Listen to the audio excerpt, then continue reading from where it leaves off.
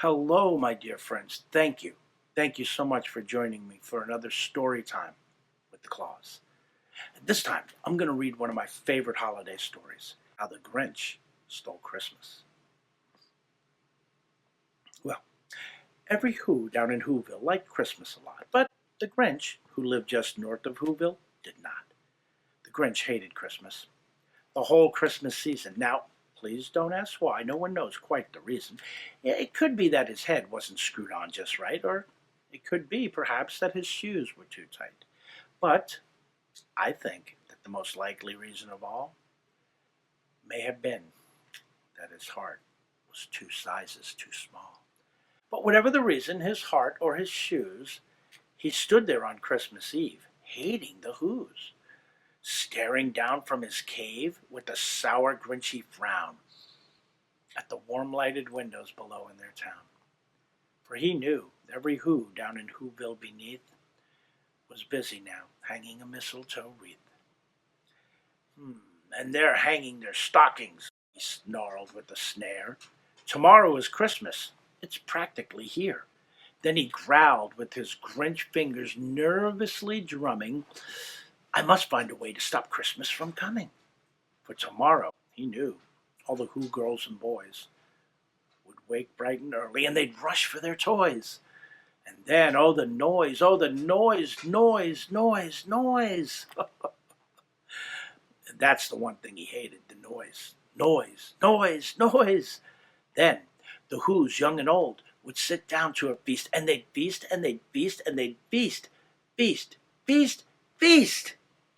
They would feast on Who pudding and rare Who roast beast, which was something the Grinch couldn't stand in the least.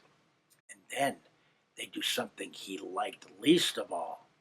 Every Who down in Whoville, the tall and the small, would stand close together with Christmas bells ringing.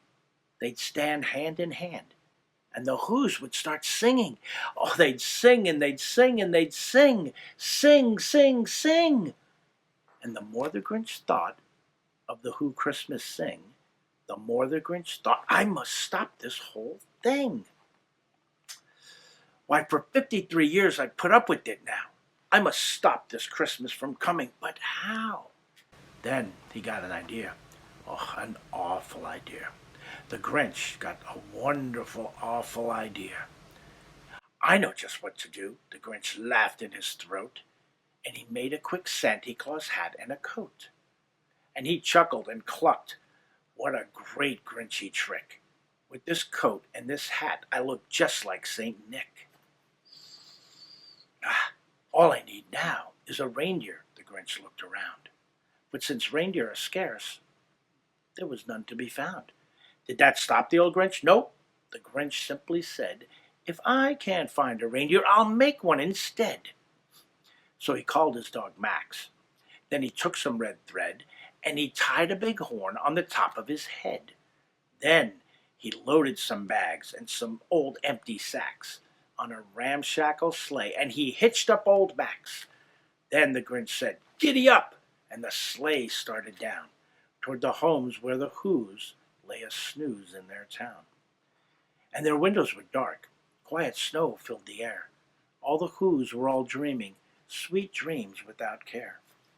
When he came to the first little house on the square, this is stop number 1, the old grouchy Claus hissed, and he climbed to the roof, empty bags in his fist.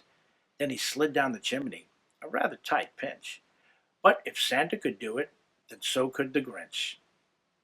He got stuck only once, for a moment or two. Then he stuck his head out of the fireplace flue, where the little Who stockings all hung in a row.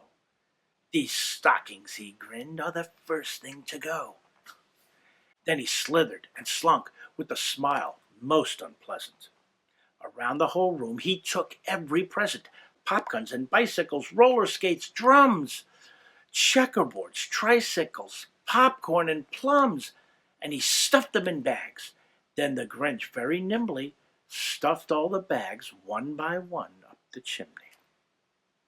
Then he slunk to the icebox. He took the Who feast. He took the Who pudding. He took the Who's roast beast. He cleaned out that icebox as quick as a flash. Why, that Grinch even took their last can of Who Hash.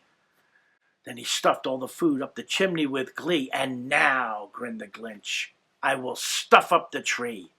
And the Grinch grabbed the tree and he started to shove when he heard a small voice that sounded like the coo of a dove. He turned around fast and he saw a small Who, little Cindy Lou who was not more than 2. The Grinch had been caught by this tiny Who daughter, who got out of bed for a cold cup of water. She stared at the Grinch and said, Santa Claus, why? Why are you taking our Christmas tree? Why? But that old Grinch was so smart and so slick. He thought up a lie, and he thought it up quick. Why, my sweet little tot, the fake Santa Claus lied. There's a light on this tree that won't light on one side. So I'm taking it up to my workshop, my dear. I'll fix it up there, and then I'll bring it back here. And his fib fooled the child. Then he patted her head, and he got her a drink, and he sent her to bed. And when Cindy Lou Who went to bed with her cup, he went to the chimney, and he stuffed the tree up. Then the last thing he took was the log for the fire.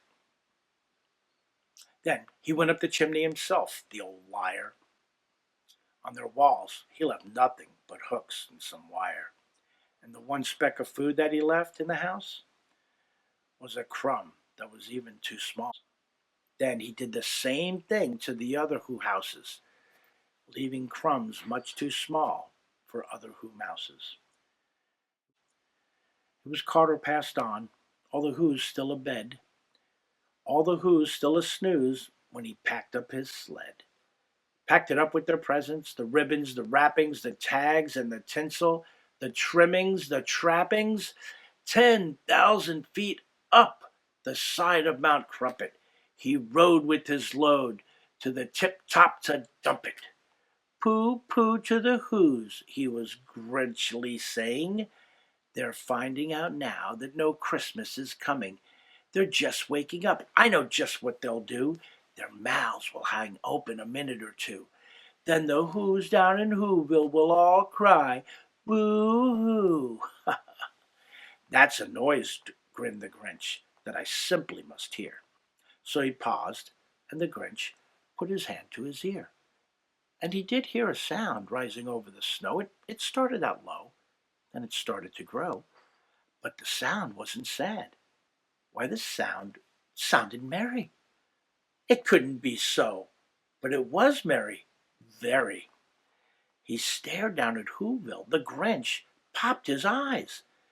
Then he shook when he saw was a shocking surprise. Every Who down in Whoville, the tall and the small, were singing without any presents at all. He hadn't stopped Christmas from coming. It came. Somehow or another, it came just the same. And the Grinch, with his Grinch feet ice cold in the snow, stood puzzling and puzzling. How could it be so? It came without ribbons. It came without tags. It came without packages, boxes, or bags. And he puzzled 3 hours till his puzzler was sore. Then the Grinch thought of something he hadn't before. Maybe Christmas, he thought, didn't come from a store. Maybe Christmas, perhaps, means a little bit more. And what happened then? Well, in Whoville they say that the Grinch's small heart grew 3 sizes that day. And the minute his heart didn't feel quite so tight, he whizzed with his load through the bright morning light, and he brought back the toys and the food for the feast, and he himself, the Grinch, carved the roast beast.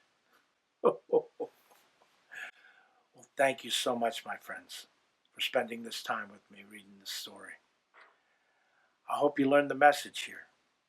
There really is a reason for the season. It's the love in our hearts that we share with each other, with our family, with our friends, with our neighbors, and even with people we don't know.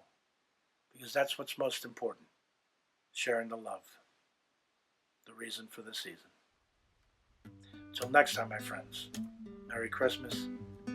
Happy holidays. Godspeed. Bye-bye. There's a reason for the season now. There's a reason we should all applaud. There's a reason for that warm and cozy feeling. And what do you think about it, Mr. Claus? Peace on earth, goodwill towards men. Let kindness be your business then. Give more than you receive, then every day will feel just like Christmas Eve.